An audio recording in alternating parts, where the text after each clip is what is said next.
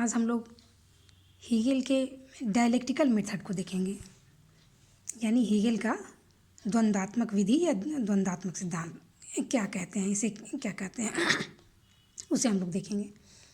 तो हीगेल के dialectical method को समझने से पहले थोड़ा सा हीगेल के जीवन परिचय के बारे में हमें जानना चाहिए। तो हीगेल जर्मनी के एक प्रसिद्ध आदर्शवादी दार्शनिक थे। इनका जन्म 1770 ईस्वी में स्टटगार्ट नामक एक शहर में हुआ था और 18 वर्ष की आयु तक हीगेल ने वहीं ग्रामर स्कूल में उन्होंने शिक्षा ग्रहण की और फिर 1988 ईस्वी में उसने ट्यूबिंगन के विश्वविद्यालय में अपनी शिक्षा ग्रहण की और अपना 1990 में दर्शन शास्त्र के डॉक्टर की उपाधि उन्होंने प्राप्त की थी। तो हीगेल के जीवन पर किन दार्शनिकों का, किन विचारकों का अध्ययन थी, प्रभाव पड़ा था, क्योंकि कोई भी चिंतक जो होता है वो समकालीन परिस्थितियों और पूर्ववर्ती विचारकों से अवश्य प्रभावित होता है। और हीगेल पर भी निम्नलिखित वहाँ की स्थितियों का और कुछ जो विचारक थे जिनके संपर्क में वो आए थे या इनके दर्शनों को उन्होंने पढ़ा था, उन पर उनका बहुत ही बड़ा असर हुआ था। तो हीगेल के जीवन पर फ्रांसीसी क्रांति का प्रभाव पड़ा था, सुकरात का प्रभाव था, प्लेटो अरिस्टोटल का प्रभाव था, मैकियावेली, रूसी और कांट आदि दार्शनिकों का इनके जीवन पर प्रभाव पड़ा था।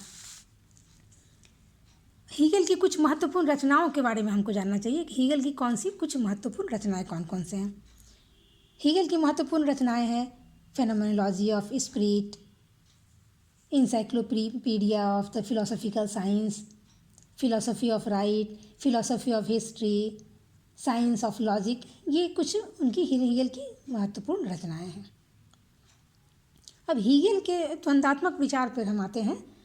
तो हीगेल का जो यह द्वंद्ववाद का विचार है, उनके सभी महत्वपूर्ण विचारों में से एक महत्वपूर्ण विचार है। यह जो है विश्व इतिहास की सही व्याख्या करने का सबसे अधिक और सबसे सही एक उपकरण माना गया है। हीगेल ने इस उपकरण की सहायता से अपने दार्शनिक चिंतन को एक विस्तृत रूप दिया है और हीगेल के अनुसार जो अंतिम सत्य होता है वह बुद्धि या विवेक को इन्होंने माना, इसलिए इसके विकास की प्रक्रिया को उन्होंने द्वंद्ववाद का नाम दिया है। दरअसल हीगेल ने इस शब्द को यूनानी भाषा के डायलेक्टिक शब्द से, जो डायलेगो से निकलता है, उससे इसका अर्थ लिया है। डायलेगो का अर्थ दरअसल वाद विवाद और तर्क वितर्क आदि करना होता है। इसका जो सर्वप्रथम प्रयोग किन्होंने किया था, इसका सर्वप्रथम प्रयोग सुकरात ने किया था। सुकरात इस विधि के परम भक्त थे और इसी पद्धति का प्रयोग करके उन्होंने अपने विरोधियों के द्वारा दिए गए तर्कों का वो विरोध करते थे और उसका समाधान करके अंतिम सत्य तक वो पहुंचते थे। उस समय सत्य की खोज इसी वाद विवाद विधि के द्वारा की जाती थी। अब हीगेल के जीवन पर भी इस वाद विवाद का बहुत असर पड़ा था और हीगेल ने इस त्रिमुखी प्रक्रिया को, जो इसमें को परिवर्तन करते हुए राजनीतिक क्षेत्र की बजाय हीगेल ने इसे जीवन के सभी क्षेत्रों में लागू किया। उसने इस प्रक्रिया के 3 तत्व जो होते हैं, यानी वाद, थीसिस, और प्रतिवाद यानी एंटीथीसिस, और संवाद यानी सिंथेसिस, जो तीन प्रक्रिया के 3 तत्व को बताए।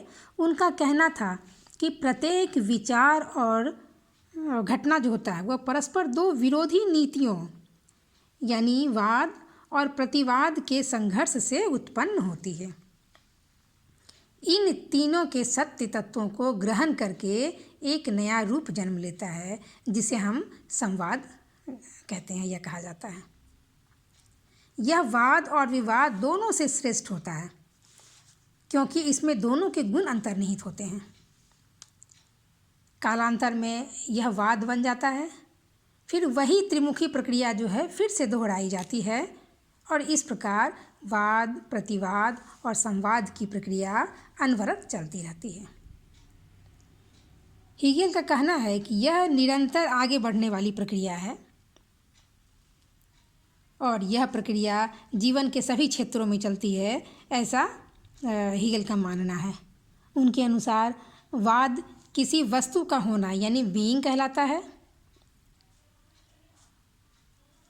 सिद्ध करता है, और प्रतिवाद जो वह नहीं है यानी नॉन बीइंग को सिद्ध करता है। और इस प्रकार वाद में ही प्रतिवाद के बीज निहित होते हैं।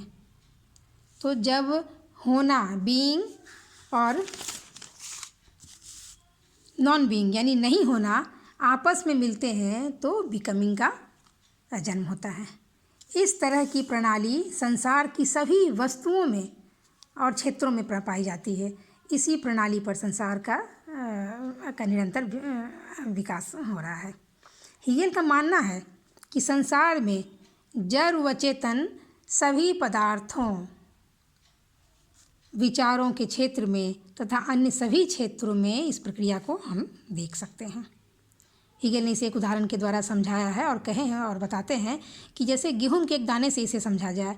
यदि गेहूं के एक दाने का उदाहरण देते हुए उन्होंने कहा कि एक दाना जो होता है गेहूं का, वह उसे हम वाद कहें। उसको खेत में हम बोने के लिए, अंकुरित होने के लिए जब उनका अंकुरित होता है तो उसे प्रतिवाद कहते हैं, और पौधे के रूप में जब वह विकसित हो जाता है तो उसे संवाद कहते हैं। तो यह संवाद की जो स्थिति है यानी आखिरी स्थिति जो है सिंथेसिस, वह प्रथम दोनों से उत्कृष्ट होता है। गेहूं का एक दाना जो है वह वाद है, और संवाद में 20 दाने उत्पन्न हो जाते हैं। तो यह इसलिए यह वाद और प्रतिवाद दोनों से श्रेष्ठ माना गया है, और इसी तरह यह प्रक्रिया चलती रहती है। तो द्वंद्ववाद के बारे में हीगेल ने उसकी विशेषताओं को बताते हुए हीगेल ने कहा है कि इसकी बहुत बड़ी विशेषताएं हैं। पहली विशेषता है कि यह स्वतः प्रेरित होता है, यानी द्वंद्ववाद जो की प्रमुख विशेषता सबसे पहले क्या है कि इसका स्वतः प्रेरित होता है, यानी यह निरंतर अग्रसर होते रहता है। हीगेल का कहना है कि इसे आगे बढ़ने के लिए दूसरी शक्ति से प्रेरणा लेने की आवश्यकता नहीं होती है। यह विश्वात्मा में स्वयं ही निहित रहता है, इसीलिए वाद में ही प्रतिवाद पैदा करने की शक्ति निहित रहती है। इसी कारण यह संघर्ष शाश्वत रूप से चलता रहता है। फिर वो दूसरी विशेषता बताते हैं कि संघर्ष ही जो होता है वह विकास का निर्धारक है, और यह विकास टेढ़ी मेढ़ी रेखाओं के माध्यम से होते रहता है। फिर आगे उन्होंने बताया है कि मानव का इतिहास जो है वह प्रगति का इतिहास है। हीगेल का कहना है कि मानव की प्रगति संयोगवश या अचानक नहीं होती, बल्कि इस प्रक्रिया को निश्चित करने वाला तत्व विश्वात्मा का विवेक या बुद्धि है। विश्वात्मा का लक्ष्य होता है आत्म प्रकाशना यानी सेल्फ रियलाइजेशन है, तो यह उसे मनुष्य के रूप में प्राप्त होती है। फिर आगे वो कहते हैं कि सत्य की खोज का जो तरीका है कि किसी वस्तु के वास्तविक स्वरूप का जो पता हम उसकी दूसरी वस्तु के साथ तुलना करके ही लगाया जा सकता है, इसलिए वास्तविक स्वरूप की खोज द्वंद्ववाद द्वारा ही की जा सकती है।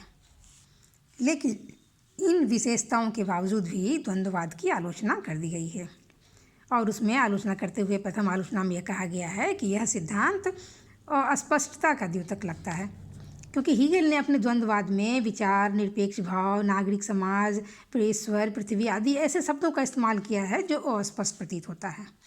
फिर दूसरी आलोचना करते हुए कहा गया है कि इसमें वैज्ञानिकता का अभाव पाया जा रहा है। फिर तीसरी बात उसने कहा है कि इसमें व्यक्ति की जो इच्छा होती है उसकी उपेक्षा की गई है। फिर कहा गया है कि इसमें मौलिकता का अभाव दिखता है। कहने का मतलब आलोचकों ने कहा है कि यह सिद्धांत जो है सुकरात और मुख्य रूप से यूनानी चिंतकों के दर्शन में पाया जाता है, तो यह ऐसा प्रतीत होता है कि उन्होंने उनसे ही उस सुकरात और प्लेटो के दर्शनों से ही उन्होंने इस सिद्धांत को लिया है, इसलिए इसमें मौलिकता का अभाव है। फिर कहते हैं कि यह अतार्किक है। फिर आगे कहते हैं कि इसमें अनुभव तत्व की उपेक्षा की गई है, अत्यधिक एकीकरण पर बल दिया गया है, इत्यादि कई बातों को पकड़ के आलोचकों ने हेगेल के द्वंद्ववाद की आलोचना भी की है। लेकिन उपर्युक्त आलोचना या जो भी आलोचकों ने आलोचना की है, उन आलोचनाओं को देखने के बाद यह नहीं कहा जा सकता है कि हेगेल का द्वंद्ववाद पूर्णतया महत्वहीन है। उनके द्वंद्ववाद का अपना विशेष महत्व है। इससे वस्तुओं के वास्तविक स्वरूप को समझने में मदद मिलती है। इससे मानव सभ्यता के विकास के बारे में भी पता चलता है और इस सिद्धांत के द्वारा मानव की बौद्धिक क्रियाओं के मनोविज्ञान को समझा जा सकता है। इसलिए हेगेल के द्वंद्ववाद में सार्वभौमिकता का गुण होने के कारण इसे प्रत्येक क्षेत्र में लागू किया जा सकता है। धन्यवाद।